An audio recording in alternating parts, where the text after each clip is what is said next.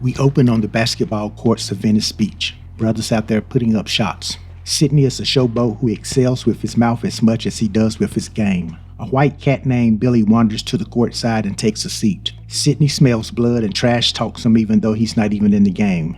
But when Billy gets his shot on the court, he manages to hustle Sidney out of his money. Billy returns home with a pocket full of cash. There we meet Billy's girlfriend, Gloria. Gloria is obsessed with getting on the game show Jeopardy. She spends all her free time studying for it. She ain't crazy that Billy is a basketball hustler, but it's necessary because he owes money to some hooligans. Billy's priorities are basketball, gambling, and then Gloria, in that order. There's a knock at the door. Billy thinks that it's the goons coming to collect on his gambling debts.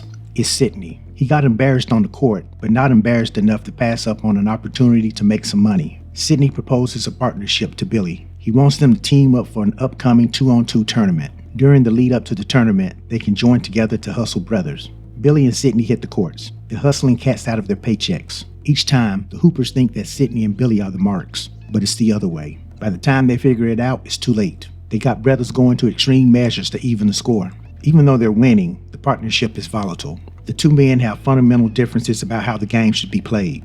Billy and Gloria have to sleep with one eye open. At any moment, they might have to make a dash out the window cause the goons are at their door. Sidney is burdened, but it's less pressing. He's got a wife who's applying full court pressure to improve their living conditions. On top of that, Sidney's already working 50-11 jobs. Another day, another dollar, and the fellas are back at it. They talk themselves into a big game. The more they talk, the larger the pot grows. But this game plays out differently than most. They're getting worked on the blacktop. The teamwork ain't connecting. They suffer a defeat and lose all of their money. Billy goes home and lays the news on Gloria. Of course, she doesn't take it well. When Gloria learns that Sidney's gang was way off too, she surmises that the fix was in. She drags Billy over to Sidney's apartment to get their money back. When they enter the spot, they're greeted with a huge surprise. Sidney is cutting it up with the same ballers that just beat him and Billy. Turns out the only person that got hustled that day was Billy. Sidney explains the double cross to Billy as just business. During a conversation between the ladies, we learn that Billy owes the goons money because he didn't follow through on throwing a basketball game when he was in college. When the ladies re-enter the room, they tell the men to put the beef aside and just focus on winning the 2-on-2 tournament as planned.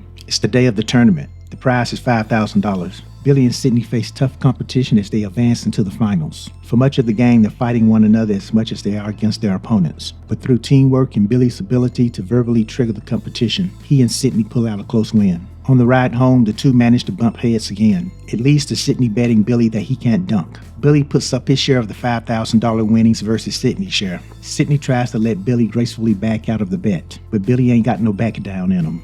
Given 3 attempts, Billy fails to dunk the ball. He loses his share of the money. Billy ain't got a gambling problem, he's got a losing problem. He goes home and delivers the news to Gloria. They argue. As they squabble, Billy shits on Gloria's dream to get picked for Jeopardy. Gloria packs up and leaves him.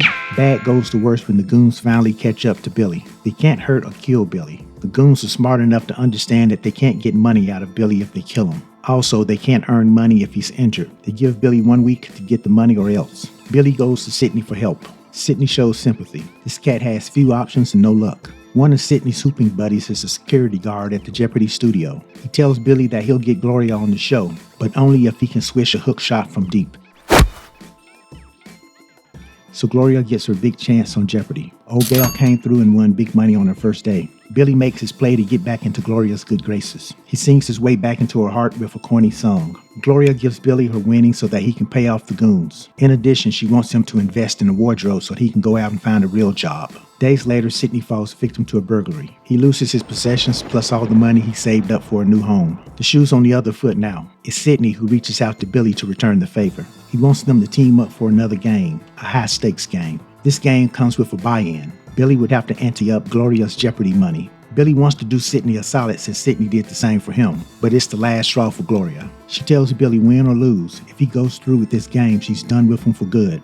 Billy chooses honor and duty before the booty. Don't worry, man, she ain't going nowhere. The game plays out and the guys win. Ironically, the winning bucket came on an alley-oop dunk, and it was Sidney who served up the assist to Billy. Turns out that when properly motivated, white men can dunk after all. Billy returns home and realizes that Gloria was true to her word. She gone.